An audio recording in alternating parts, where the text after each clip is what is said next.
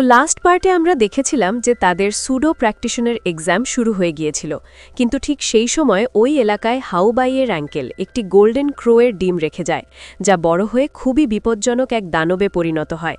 আর ঠিক তখনই ম্যাক্স ভুল করে সেই ক্রোয়ের সামনে চলে যায়। এরপর এই পার্টের শুরুতে আগের ইনস্ট্রাক্টর পরীক্ষা বন্ধ করার কথা বলেন, কিন্তু ডিরেক্টর তাতে রাজি হন না, কারণ তার মতে এই গোল্ডেন ক্রোটা খুব বেশি দিন আগে ডিম থেকে বেরোয়নি, তাই এর লেভেলও খুব বেশি হওয়ার কথা নয়।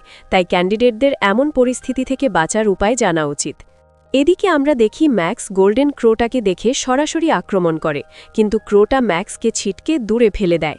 তখন ম্যাক্স নিজের তলোয়ারটা ক্রোয়ের দিকে ছুঁড়ে মারে, কিন্তু ক্রোটা সেই আঘাত এড়িয়ে যায়। তখন ম্যাক্স চতুরতার সাথে ক্রোটাকে ধ্বংসস্তূপের নিচে চাপা দেয় এবং সুযোগ নিয়ে তার মাথা কেটে ফেলে। এটা দেখে ইনস্ট্রাক্টর ডিরেক্টরকে বলেন, ভালো হয়েছে যে ম্যাক্স ঠিক সময়ে আবার নিজের তলোয়ার তুলে নিয়েছিল, না হলে তার বড় ক্ষতি হতে পারত। এটা শুনে ডিরেক্টর ভিডিওটা ভালো করে দেখেন এবং বুঝতে পারেন যে ম্যাক্স ইচ্ছে করেই নিজের স্পিরিচুয়াল পাওয়ার ব্যবহার করে তলোয়ারটাকে সাইডে সরিয়েছিল, যাতে পরে সহজে পিছন থেকে ক্রোটাকে আঘাত করতে পারে। এরপর সব ক্যান্ডিডেট সেই জায়গা থেকে বের হয়ে আসে। তাদের মধ্যে অনেকেই আহত হয়েছিল। পরে পরীক্ষক ফলাফল ঘোষণা করেন। সেখানে দেখা যায় যে ছেলেটা ম্যাক্সকে চ্যালেঞ্জ করেছিল, সে ম্যাক্সের চেয়ে বেশি ইয়ার সংগ্রহ করেছে। এটা শুনে ম্যাক্স একটু হতাশ হয়ে পড়ে, তবে সে খুশিও ছিল, কারণ সে এখন একজন সুডো প্র্যাকটিশনার হয়ে গেছে। এরপর ম্যাক্স বাড়ি ফিরে এই খবর তার বাবা মাকে জানায়। এটা শুনে তারা খুবই খুশি হয়। পরের দিন ম্যাক্স জিজ্ঞান হলে যায়। সেখানে সে একটি রোবো গার্লের সাথে দেখা করে। সে ম্যাক্সকে বলে, আমি আপনার পার্সোনাল অ্যাসিস্ট্যান্ট, আপনি চাইলে আমার কাছ থেকে জিজ্ঞান হল বা যে কোনো প্র্যাকটিশনার সম্পর্কে তথ্য নিতে পারেন। এটা শুনে ম্যাক্স তাকে স্পিরিচুয়াল মাস্টার সম্পর্কে জিজ্ঞেস করে।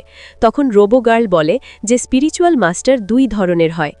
প্রথম ধরনের মাস্টাররা কোনো অস্ত্র স্পর্শ না করেই তা নিয়ন্ত্রণ করতে পারে, আর দ্বিতীয় ধরনের মাস্টাররা সরাসরি প্রতিপক্ষের মাইন্ডে আক্রমণ করতে পারে।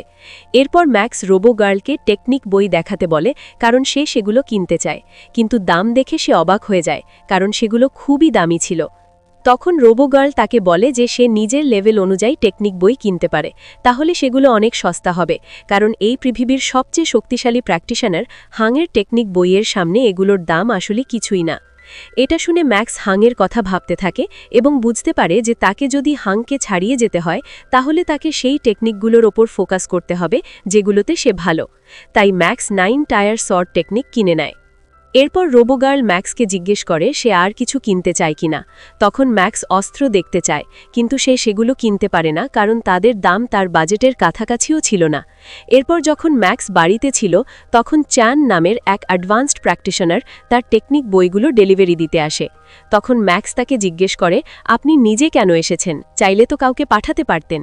তখন সেই অ্যাডভান্সড প্র্যাকটিশনার বলে যে এই ধরনের বই খুবই বিশেষ, আর অনেকেই এগুলো পেতে চায়, তাই জিজ্ঞান হল কাউকে সহজে বিশ্বাস করে না, আর ম্যাক্সও এই বইগুলো কপি বা বিক্রি করতে পারবে না, নইলে তাকে শাস্তি দেওয়া হবে। এরপর সে ম্যাক্সকে বলে যে সে শুনেছে হাউবাই নামের ছেলের কারণে 1 মাস আগে ম্যাক্সকে জেলে যেতে হয়েছিল, আর সেই বিষয়েই হাউবাইয়ের আঙ্কেল জিজ্ঞান হলের মাধ্যমে ম্যাক্সের সাথে দেখা করতে চান। এটা শুনে ম্যাক্স দেখা করতে রাজি হয়। পরের দিন ম্যাক্স, সেই অ্যাডভান্সড প্র্যাকটিশনার, চিফ এবং ইনস্ট্রাক্টর সবাই মিলে হাউবাইয়ের আঙ্কেলের সাথে দেখা করে। সেখানে হাউবাইয়ের আঙ্কেল বলেন যে ম্যাক্সকে এত সমস্যার সম্মুখীন হতে হয়েছে তার কারণেই, তাই বিষয়টা শেষ করতে তিনি ম্যাক্সকে $5 মিলিয়ন দিতে রাজি। এটা শুনে অ্যাডভান্সড প্র্যাকটিশনার হেসে বলেন, তুমি কি ভাবছ ম্যাক্স নতুন প্র্যাকটিশনার বলে তাকে সহজে ভয় দেখাতে পারবে? ম্যাক্স 5 মিলিয়নে এই বিষয় শেষ করবে না, তোমাকে $50 মিলিয়ন দিতে হবে, আর হাউবাইকে ম্যাক্সের বাবার সামনে হাঁটু গেড়ে ক্ষমা চাইতে হবে। এটা শুনে আঙ্কেল বলেন তিনি টাকা দিতে পারবেন, কিন্তু হাউবাই ক্ষমা চাইবে না। তখন ইনস্ট্রাক্টর বলেন, যদি ম্যাক্স এতে রাজি থাকে তাহলে আমাদের কোনো সমস্যা নেই, কিন্তু ম্যাক্স বলে হাউবাই আমার বাবা মাকে অপমান করেছে, তাই আমি এই বিষয় এখানে শেষ করব না। এটা শুনে আঙ্কেল রেগে যান এবং সেখান থেকে চলে যান। এরপর ম্যাক্স ওই 3 জনকে তাকে সাপোর্ট করার জন্য ধন্যবাদ জানায়, তবে সে একটু হতাশও ছিল, কারণ ওই $50 মিলিয়ন দিয়ে সে অনেক ভালো অস্ত্র কিনতে পারত।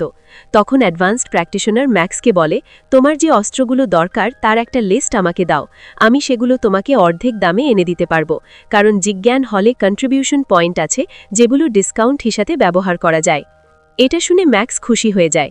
তখনই ইনস্ট্রাক্টর ম্যাক্সকে বলেন, তোমরা এখন টিমমেট, তাই ধন্যবাদ বলার দরকার নেই। ডিরেক্টরের নির্দেশে আমি তোমাকে ফায়ার হ্যামার নামের জেনারেল প্র্যাকটিশনারের টিমে যোগ করিয়েছি। এরপর সাগু ম্যাক্সকে জানায় যে সে ওই টিমের ভাইস ক্যাপ্টেন।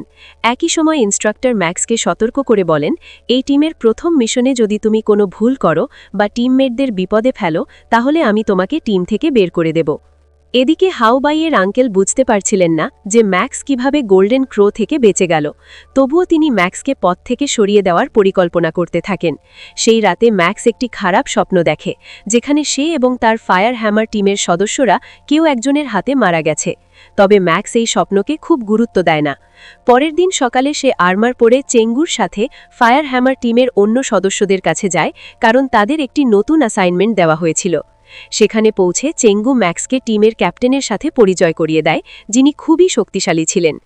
এরপর ক্যাপ্টেন তাদের একজন লোকের সাথে পরিচয় করান, যিনি আসলে একটি বায়োলজিক্যাল ইনস্টিটিউটের ম্যানেজার ছিলেন, আর তিনি ফায়ার হ্যামার টিমকে একটি কাজের জন্য নিয়োগ করেছিলেন।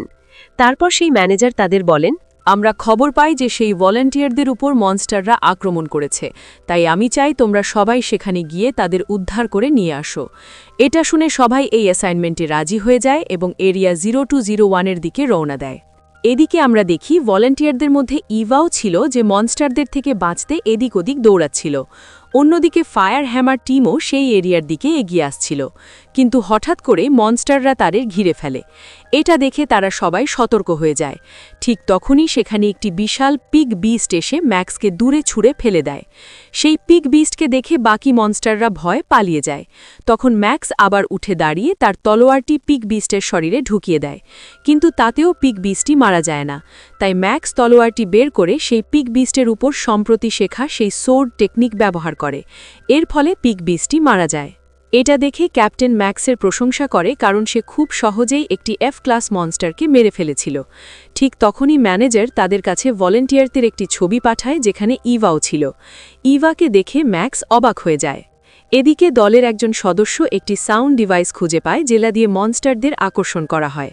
সেই ডিভাইস দেখে তারা বুঝে যায় যে কেউ ইচ্ছে করেই ভলান্টিয়ারদের আশেপাশে এই ডিভাইস বসিয়েছিল, যাতে মনস্টাররা এক জায়গায় জড়ো হয় এবং পরে তাদের শিকার করা যায়। এটা জেনে চ্যানুর খুব রাগ হয় যে এমন কাজ কে করতে পারে, কিন্তু তারা কারা সেটা তারা জানত না। তাই তারা সাবধানে সামনে এগিয়ে যেতে থাকে। এদিকে আমরা টিম টাইগারকে দেখি, যারা সেই দল যারা ভলান্টিয়ারদের টোপ হিসেবে ব্যবহার করে মনস্টার শিকার করছিল। তাই ইভা তাদের থেকে বাঁচতে এদিক ওদিক লুকিয়ে বেড়াচ্ছিল। অন্যদিকে ফায়ার হ্যামার টিম এরিয়া 0201-এর প্রধান প্রবেশদ্বারে পৌঁছে যায়, যেখান থেকে আসল এরিয়াটি শুরু হয়। তখন তারা সেই আঙ্কেল এবং তার এক টিমমেটকে দেখতে পায়, কারণ তারা দুজনেই টাইগার টিমের সদস্য ছিল। তাদের দেখে চ্যানগু ব্যঙ্গ করে আঙ্কেলকে জিজ্ঞেস করে, হাও ভাই কেমন আছে, কারণ হাও ভাইকে পুলিশ গ্রেফতার করেছিল। আঙ্কেল তখন কিছু বলে না, কিন্তু সে বুঝে যায় যে তারা ওই এরিয়ায় ভলেন্টিয়ারদের বাঁচাতে যাচ্ছে, তাই সে এই খবর তার ক্যাপ্টেনকে জানিয়ে দেয়। এরপর তারা সবাই সেই এরিয়ার ভেতরে ঢুকে পড়ে এবং টাইগার টিমও তাদের দেখে ফেলে। হ্যামার টিম তখন চারদিকে ভলান্টিয়ারদের খুঁজতে থাকে। ঠিক তখন ম্যাক্স সেখানে ইভার ঘড়িটি দেখতে পায়। সেই সময় তার এক টিমমেট ম্যাক্সকে বলে যে এখানে সে একই ধরনের একটি সাউন্ড ডিভাইস পেয়েছে, তাই যার এই ঘড়ি সে হয়তো বেঁচে নেই বলে তার মনে হয়। এটা শুনে ম্যাক্স হতাশ হয়ে পড়ে। এরপর তারা আরও সামনে এগোতে থাকে, কিন্তু ঠিক তখনই টাইগার টিমের ক্যাপ্টেন একটি সাউন্ড ডিভাইস চালু করে দেয়, ফলে সেখানে অসংখ্য মনস্টার জড়ো হতে শুরু করে। এটা দেখে তারা সেখান থেকে পালাতে শুরু করে, কারণ এতগুলো মনস্টারের সঙ্গে একসাথে লড়াই করা সম্ভব ছিল না। এদিকে ইভা পালাতে পালাতে একটি ম্যানশনে ঢুকে দরজাটা লক করে দেয়, কিন্তু টাইগার টিমের স্নাইপার তাকে দেখে ফেলে এবং গুলি করে দরজার লক ভেঙে দেয়। অন্যদিকে গুলির শব্দ হ্যামার টিমও শুনতে পায়, তাই তারা কিছু মনস্টারকে এড়িয়ে সেই দিকে এগোতে শুরু করে, কারণ তাদের মনে হয় সেখানে কোনো বেঁচে থাকা মানুষ থাকতে পারে। এদিকে সেই ম্যানশনের ভেতরে একটি মনস্টার ঢুকে পড়ে। তখন ইভা তাকে ফাঁকি দিয়ে ম্যানশনের বাইরে বেরিয়ে আসে, কিন্তু বাইরে একটি টাইগার বিস্ট দাঁড়িয়েছিল, যে ইভাকে খাওয়ার জন্য এগিয়ে আসছিল। ঠিক তখনই ম্যাক্স সেখানে এসে তাকে বাঁচিয়ে দেয়। এরপর হ্যামার টিমের বাকি সদস্যরাও সেখানে এসে পৌঁছে যায়, কিন্তু তাদের পেছনে অনেক মনস্টার তাড়া করছিল, তাই তারা ইভাকে নিয়ে দ্রুত সেখান থেকে পালাতে শুরু করে। এভাবেই এই পার্ট এখানেই শেষ হয়।